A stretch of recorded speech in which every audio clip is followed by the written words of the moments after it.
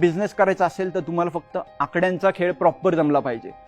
तो एकदा जमला की बाकी लँग्वेज म्हणा किंवा इंग्लिश काहीही म्हणा, that doesn't matter, that is not the barrier. फक्त डिजिट्सशी खेळता यायला पाहिजे. मग ते मला आता सोबत त्याचं माहिती होतं प्रॉपर हे करता येईल आपल्याला. आणि माझ्या डोक्यात तो प्लॅन होता की मला बिझनेसच करायचा. एकदा काय झालं की मी 8वी-9वीत असताना माझे पप्पा त्यांचे फ्रेंड आहेत, त्यांच्या घरी असंच डिनरला इन्व्हाइट केलं होतं म्हणून गेले होते. तर तिथे त्यांना कळालं की त्या सरांचा मुलगाने MS केलेले IT इंजिनिअरिंग करून आणि तो फॉरेनला आहे आणि त्याचं पॅकेज 1 CR आहे. तर माझ्या पप्पांनी घरी येऊन सांगितल्यानंतर 1 CR त्या काळी म्हणजे 2012-13 साली मी पण असं की आता मला पण IT करायचं, MS करायचं पुढे जाऊन.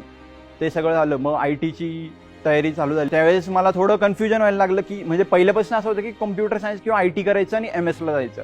पण मग तेव्हा असं मला सिव्हिल वगैरे म्हणजे मी जोश टॉक्सचेच व्हिडिओ त्यावेळेस बघायला लागलेलो. शरद तांदळे सर किंवा ह्यांच्याकडून मी असं इन्स्पायर झालेलो की हे बिझनेस करतेत एनिथिंग और आणि ह्यांचं सिव्हिलमध्ये किंवा असं मी त्यांना भेटलेलो पण असं. मग त्यावेळेस मी घरी असंच मांडलं की मला सिव्हिल करायचं.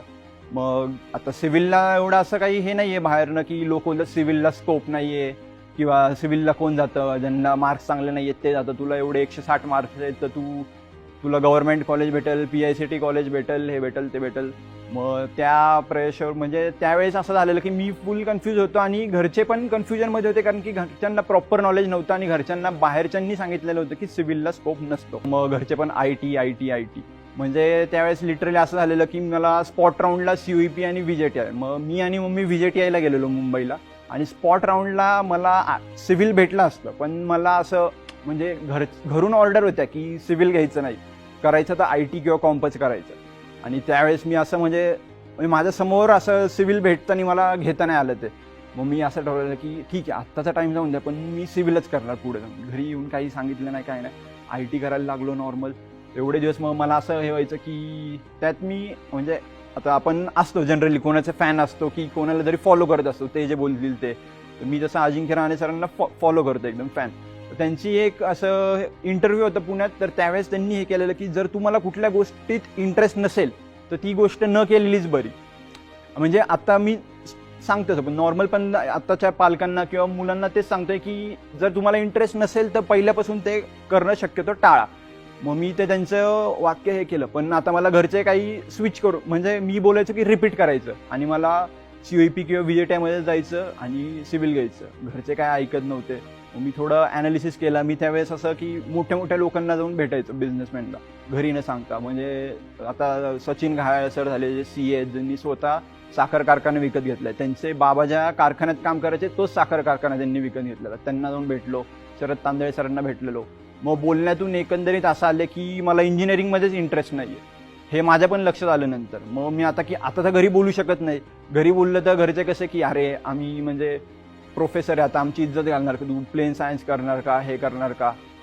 मग मी ते ठरवलं की आता रिपीट करून पण काय फायदा नाही. जर आपल्याला इंजिनिअरिंगमध्येच इंटरेस्ट नाही आहे तर कशाला 1 वर्ष वाया घालवायचं. ते बिझनेस करायचा कसा तर पैसे गुंतवून नंतर तिथे डोकं लावायचं नाही की टार्गेट ऑडियन्स कोण असेल किंवा जागा चुकली किंवा आपण कोणाला हे करू शकतो. आम्ही हे पहिलं प्लॅन केलं होतं. आप्पा बोळन चौकात जाऊन विचारलं की आम्ही तुमच्याकडून 25 सेट घेऊ तर तुम्ही आम्हाला किती डिस्काउंट देणार. तर तिथे ऑब्व्हियसली आता क्वांटिटी घेतली तर डिस्काउंट जास्तच भेटतो. त्यांनी आम्हाला जास्त डिस्काउंट दिला. ते मुलांकडून मग आम्ही पैसे घेतले. आप्पा बोळन चौकात गेलो. तिथून आम्ही पुस्तकं परचेस केले, मुलांना देऊन टाकले. तर त्या 10 दिवसांमध्ये म्हणजे सकाळी 7 ते आम्ही ऑलमोस्ट रात्री 7 पर्यंत काम करायचो एकदम. आणि इन्व्हेस्टमेंट काही नव्हती, फक्त पेट्रोलचा खर्च होतं. मुलांकडून पैसे घ्यायचे, आप्पा बोळन चौकात जायचे, रिक्षा करायची, ते पुस्तक आणून द्यायचे. त्या 10 दिवसात आम्ही जवळपास 1.5 ते पावणे 2 लाखांची पुस्तकं विकली आणि आमचा निव्वळ प्रॉफिट झाला 20 ते 25 हजार. आता हे झालं आम्हाला अजून ऑर्डर्स येत होत्या पण आमचं कॉलेज चालू झालं होतं. कॉलेज चालू झाल्यामुळे आम्हाला त्या ऑर्डर्स पूर्ण करता येत नव्हत्या. तिथून आम्हाला एक कॉन्फिडन्स भेटला होता. मग त्या ह्याच्यात असं की म्हणजे तो आम्ही आय गेस 18-19 वय होतं ते. 18-19व्या वर्षी तर 20-25 हजार प्रॉफिट झाल्यामुळे आम्ही असं की स्वतःला काहीतरी मोटिवेट करण्यासाठी आम्ही JW मॅरिटमध्ये गेलेलो आमच्या पैशांनी त्यावेळेस. आणि 2017-18 साली आम्ही त्यावेळेस 300 रुपयांचा ज्यूस पिलेला. की बिझनेस करायचा असेल तर तुम्हाला फक्त आकड्यांचा खेळ प्रॉपर जमला पाहिजे. तो एकदा जमला की बाकी लँग्वेज म्हणा किंवा इंग्लिश काहीही म्हणा, that doesn't matter, that is not the barrier. फक्त डिजिट्सशी खेळता यायला पाहिजे. मग ते मला आता सोबत त्याचं माहिती होतं प्रॉपर हे करता येईल आपल्याला. आणि माझ्या डोक्यात तो प्लॅन होता की मला बिझनेसच करायचा आणि कुठल्या तरी एका कंपनीला का कोणास ठाऊक म्हणजे माझं सगळं ॲक्टिव्हिटी आवडलं, त्यांनी मला प्लेस करून टाकलं. पण तिथे गेल्या गेल्या पण मी ठरवलेलं की मी 6च महिने जॉब करणार. 6 महिने जॉब का करणार, कारण की मी माझं भांडवल तयार करणार. मी 6 महिने जॉब केला तिथे, 1,00,000 रुपये कमवले. पण त्याच्यानंतर मला थोडं फिजिकल इंजरी झाली, ती सेव्हिंग्स त्याच्यात गेली. मग घरचे आता काय करायचं, आता तुला IT ला शिफ्ट होण्याशिवाय पर्याय नव्हता. आणि मी म्हणजे घरचे मला काय एन्काउंटर करू शकतील की पुढं काय बोलू शकतील त्याचे उत्तर मी पहिलेच ठरवून ठेवायचं. म्हणजे मी त्यावेळेस असं ठरवून ठेवलेलं की आता काही म्हणजे IT जॉब सोडतानाच मी केलेलं की IT करायचंच नाही.